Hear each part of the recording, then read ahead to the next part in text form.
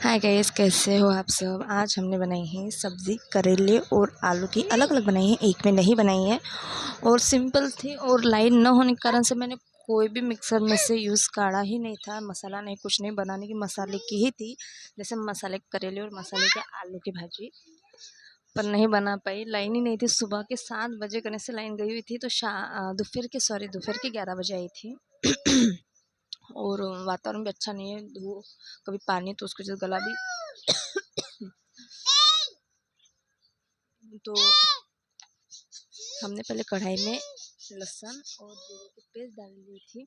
और लहसुन और जीरे की पेस्ट मैंने अच्छी तरह से भूनने के बाद मैंने उसमें डाला था अंबानी मसाला, अंबानी चटपटा मसाला, अंबानी गरम मसाला। मैं पहले ये मसाले यूज़ करती थी, पर इतना नहीं करती थी जितना मैं अभी कर रही, क्योंकि मैंने हर तरफ मैंने देखा है हमारे इधर अंबानी के मसाले यूज़ हो रहे हैं, हरे और लाल पैकेट के, तो मैंने भी यही लिया। और उसमें मैंने डालने के बाद मैं और देख रही थी मसाला है क्या नहीं, तो पैकेट था एक, तो मैंने और एक डाल लिया था। और देख सकते हैं मैं थोड़ा और अंबानी का मसाला लिया और अच्छी तरह से उसको मिक्स कर लिया था। और मसाले डालने से भाजी में एक अच्छी ग्रेवी तैयार हो चुकी थी, जैसे थिक वाली। इतनी पतली नहीं बनी थी जितनी मुझे लगा बनेगी। फिर मैंने उसमें फ्रोज़न वटाने डाले। लाइट ना होने के कारण वो फ्रोज़न वटाने फ्रोज़न नहीं लग रहे थे, क्योंकि पानी बर्फ़ बना ही नहीं था, सब पिघल गए थे, तो मैंने वो भी यूज़ कर लिए थे। और मैंने थोड़ा सा उसको अच्छे से मिक्स कर लिया, देख सकते हैं आप। और फिर उसको वटानों को थोड़ी देर मैंने मसाले में ही फ्राई कर लिया था। फिर हमने उसके बाद धना पाउडर, हल्दी पाउडर, लाल मिर्च पाउडर और अच्छे से मिक्स कर लिया था। आप देख सकते हैं थोड़ा मसाले जैसी ग्रेवी आ चुकी थी। और फिर उसमें डाले हमने कटे हुए आलू। मैंने एक ही आलू लिया था, क्योंकि ज़्यादा नहीं बनानी थी, उसमें से बच चुकी थी। मैंने अच्छी तरह से उसको मिक्स कर लिया था और फिर मैंने उसको ढक दिया था वैसे आलू को। फिर हमने डाल दिया उसमें पानी।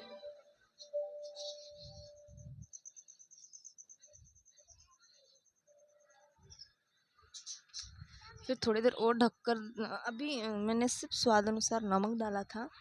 और अभी इतने कुछ तर्री नहीं दिख रही थी, तेल नहीं दिख रहा था। फिर मैंने सांभर डाला, लेकिन अंबानी के मसाले बहुत तेल छोड़ते हैं, इतना मुझे पता है, ऐसा मैंने सुना है, तो वो भी। और साइड में मैं बना रही थी सिंपल करेले, सिर्फ उसमें कांदे। और हाँ, करेले मैंने पहले हल्दी के पानी में उकड़ लिए थे, थोड़े से अदरक कच्चे, जैसे 99%, 1% ही पकाना था कांदे में बस। ऐसे ही जीरा कढ़ाई में, और मैंने कांदा डाला। कांदा बारीक नहीं, कांदा मैंने जैसे काटा है ना, ऐसे लंबे लंबे स्लाइस में, वैसे ही काटना है, बारीक नहीं काटना है। और पहले करेले हमने हल्दी के पानी में उकड़ कर फिर उसको अच्छे से ठंडा होने के बाद धो लिए थे। और उसके बाद 4 नहीं तो 2 भी नींबू चलेंगे, 2 नींबू से भी हमने मतलब करेले को धो लिया था नींबू पीलकर। और उतना होने के बाद हमने उसको सादे पानी से धोया, फिर मैंने करेले इसमें डाले। वो इसलिए नहीं दिखाया क्योंकि लाइन ही नहीं थी और इतने अंधेरे में कुछ नहीं हो रहा था, समझ भी नहीं रहा था। अब मैंने डाला था सिर्फ हल्दी, चटनी और कांदे भुनने, ज़्यादा भी नहीं भुने थे मैंने। और ये देख सकते हैं आप, करेले थोड़े से पिलसर दिख रहे क्योंकि हल्दी के पानी में धोए हुए थे। और फिर डाला हमने नमक।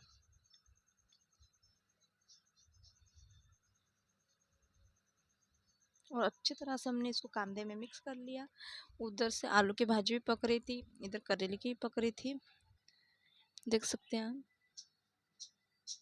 और करेले की भाजी कम से कम सिर्फ 2 मिनट में, क्योंकि पहले हमने उसको उकड़ के पका लिया था हल्दी के पानी में।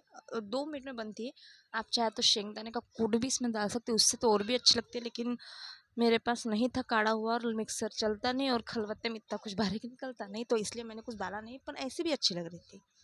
और साइड में बन रही थी आलू की भाजी जो पक चुकी थी पूरी, देख सकते हैं आप, करेले की भाजी। और आजू बाजू अंधेरा क्योंकि नहीं था, तो मैंने दूसरे मोबाइल की बैटरी को लगाई थी। और देख सकते हैं यहाँ लाइन आ चुकी थी, पर फिर डबल चले गई थी। चलो मिलते हैं, बाय नेक्स्ट।